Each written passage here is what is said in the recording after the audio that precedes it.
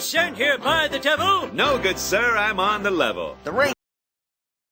Part 1 of One More Day starts in Amazing Spider-Man number 544, in which Aunt May is brain dead.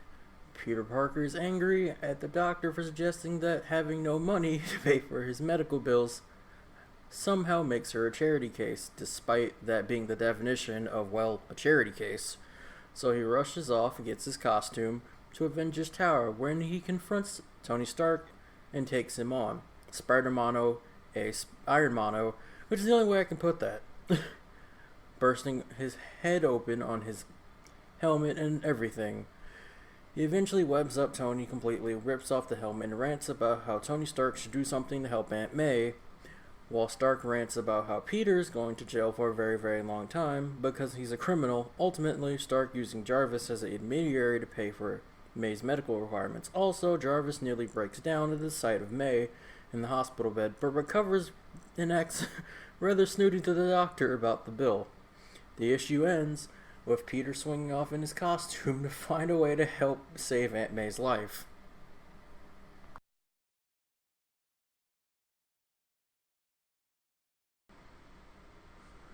There's an irony in the cover of this comic asking me, what would you do if you had one more day? My answer is not read this comic.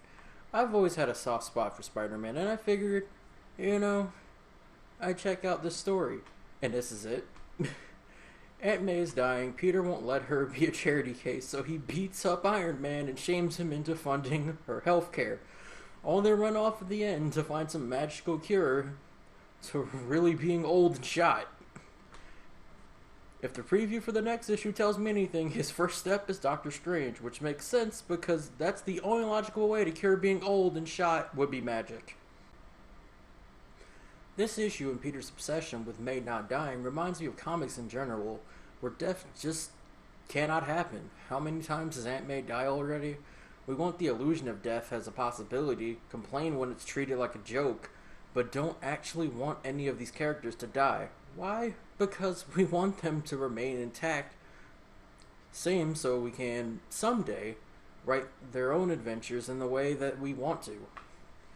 The end of One More Day is the best example I can think of to prove this. Why doesn't Aunt May die in the story?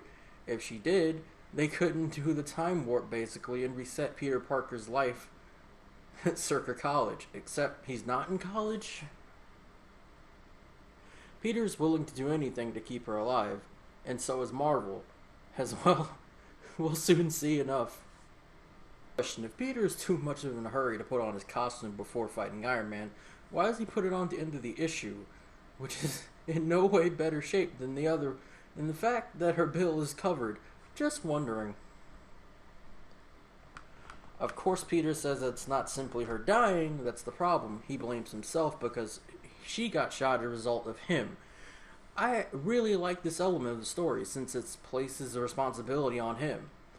His various responsibilities, and now he's failed to live up to one of them. Most often, he is seen as such a narrow view of his saying, with great power comes great responsibility, that he usually only applies to his superpowers. Here the author follows up on Peter misusing the powers of his identity during Civil War and failing to fully consider the responsibility that would come with revealing his true identity.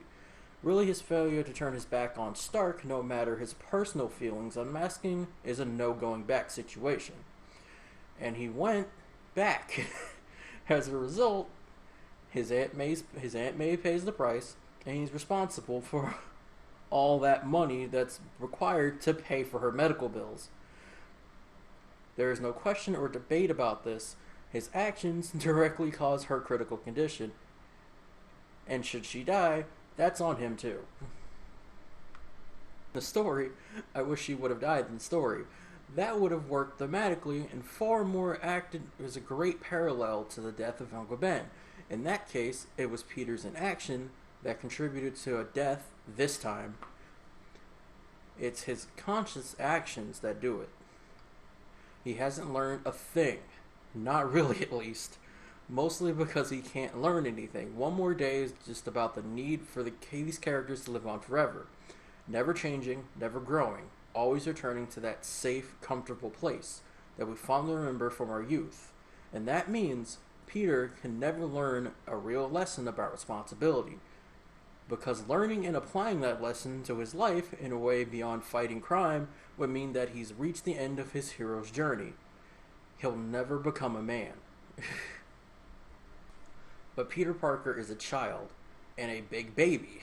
He throws tantrums, he acts rashly, and thinks of nothing but his immediate wants. When people say that Peter would never make the deal with Mephisto, and he actually does, I almost have to disagree, because that's exactly the sort of thing Peter Parker does. Takes the easy way out. For a book about responsibility, he will ultimately do everything to avoid taking responsibility for his actions. In this issue, he says to Mary Jane, "It's May, MJ. I'll do whatever's necessary to save her life. I'm already a wanted criminal. There's a difference. I'd sell my soul if I thought it would help her." And I believe him, mostly because he very nearly just does that. Part 2 starts in Friendly Neighborhood Spider-Man number 24, in which Peter goes to Doctor Strange for help. Doctor Strange tells him that there's nothing he can do, but offers a means in which Peter can contact others for assistance, some magical thing that allows him to go through time and space. Strange limits him to traveling through space, so he can ask anyone who can possibly help for help at this point in time. They all have no means of saving Aunt May's life. Even Strange leaves the room. Peter uses the magical hands, as that's what they are, to go back in time and save May, but simply experiences the shooting again because he's a ghost. Strange tells Peter to accept her death. He says no. At the end, Peter follows the reddish bird and a voice into the alley where a little girl says he can change what happened.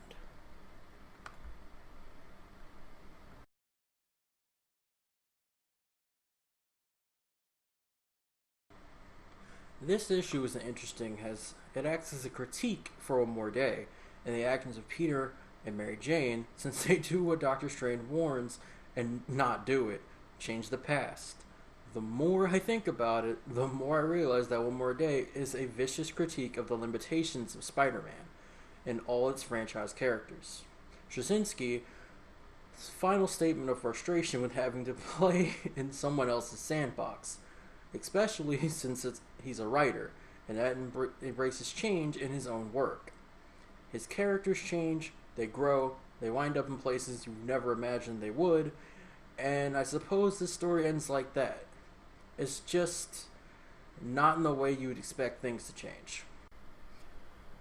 Part 3 starts in Sensational Spider-Man number 41, in which the little girl makes cryptic remarks about her parents that are so obvious that only a self-centered moron wouldn't get the meaning. And then Peter enters an alternate reality version of It's a Wonderful Life. Here, he first meets a version of himself that never got superpowers and became an overweight video game geek, working in that industry, always wanting to be something bigger and better than he is. Peter then meets another version of himself that is wealthy but lonely. The rich Peter speaks about how his life came at a cost of his own one true love, and that is really, really awful. Then Peter meets a sexy, creepy lady in red who spells all this out, turns into Mephisto, and claims he can save Aunt May. Peter rushes to Mary Jane, who's always been approached by Mephisto, and doesn't want their souls, he wants their marriage, because that will make their souls suffer, and he gets off on this sort of thing. They have 24 hours to decide to give up their marriage or allow Aunt May to die.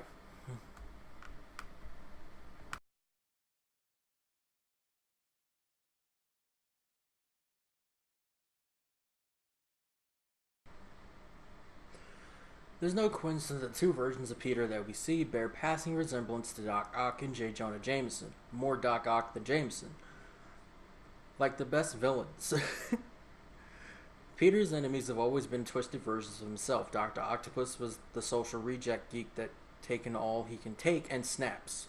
Something Peter could have finally become. J. Jonah Jameson, like Peter, feels that he's something to prove always. that he's got to stay on top. He's selfish and short-sighted like Peter. Just something I kind of noticed.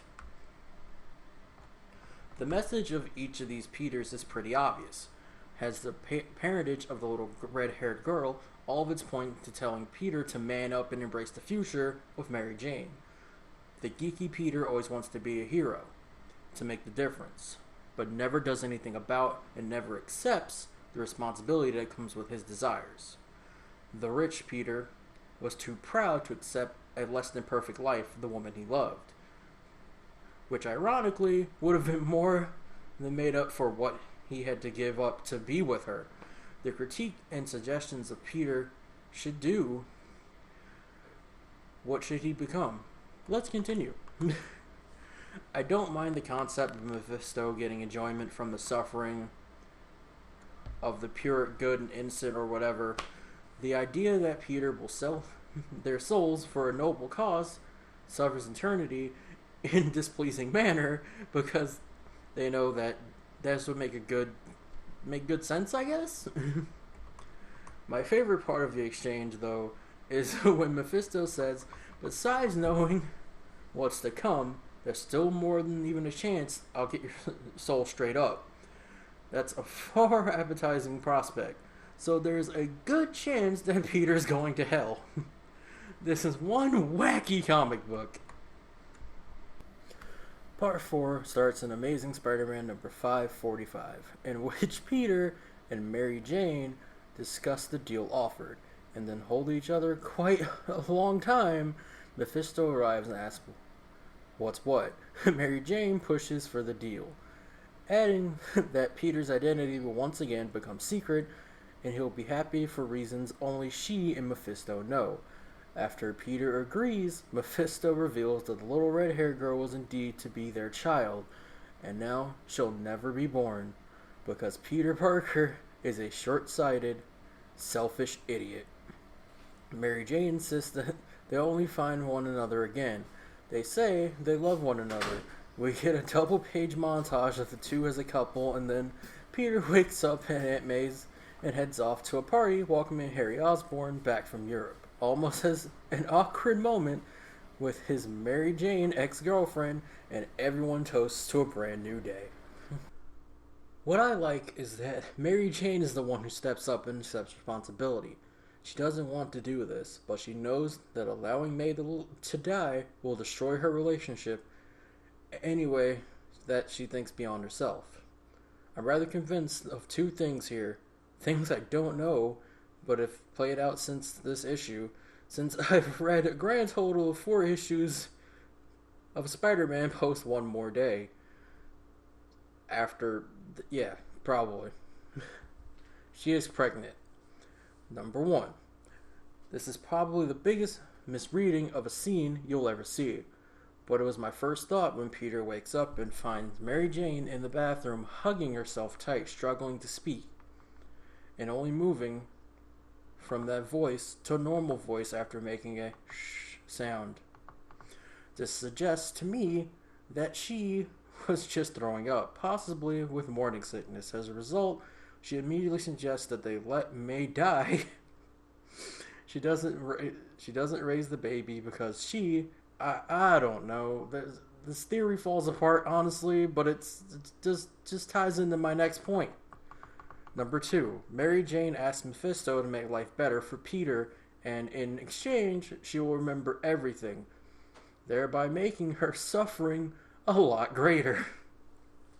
Possibly including giving up the baby in the process. If you look at how the two react to Mephisto's revelation of their never-to-be-born daughter, Mary Jane just looks heartbroken, but not angry, while Peter is nothing but rage. Her reaction to be explained by their different personalities, but I think it's going to her knowingly giving up their child. Of course, the baby elements don't work because I have problems with her, so casually tossing her child aside, I don't want this to turn into an abortion issue, since I'm looking at it from they've been together for several years, so would assume that she had some strong feelings about them having kids together perspective. But I stand by Mary Jane requesting that she remembers everything to increase her suffering, as that is her accepting responsibility. She doesn't go for the quick fix like Peter, because that's what this is, a quick fix.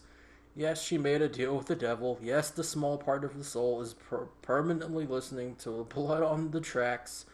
Yes, he does not act heroically. However, the nature of the deal, it also never happened. Peter and Mary Jane were never married. So, they could never have given up their marriage in a pact with the devil. Therefore, the events of this issue are irrelevant, because they never happened.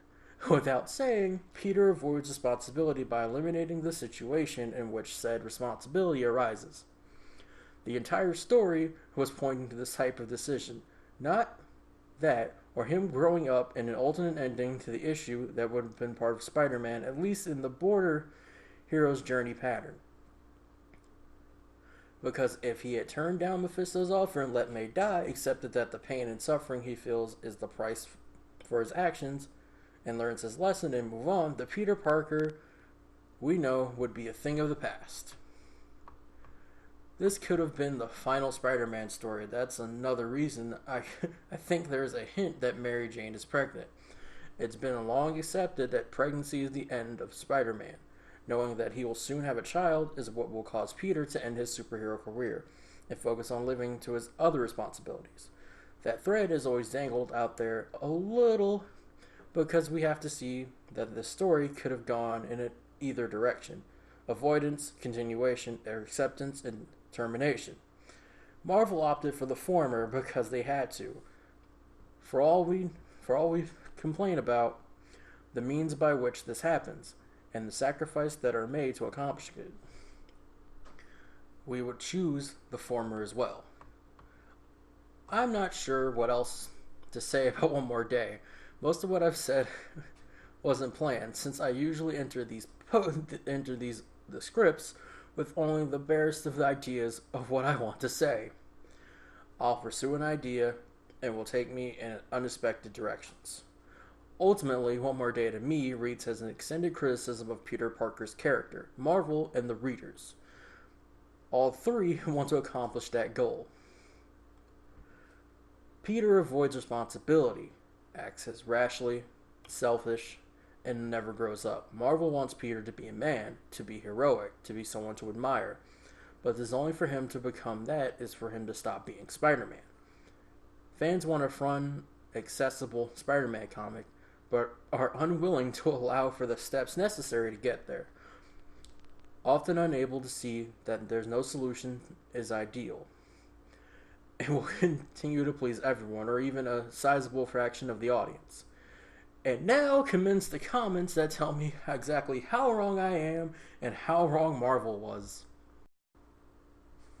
Ladies and gentlemen, that was Spider-Man One More Day. I had no reason and no feelings toward this comic whatsoever when I was writing the script, but it really changed my mind a little bit on certain things. Alright guys, remember to like, comment, and subscribe, and also let me know how wrong I am about Spider-Man in 2007. Later.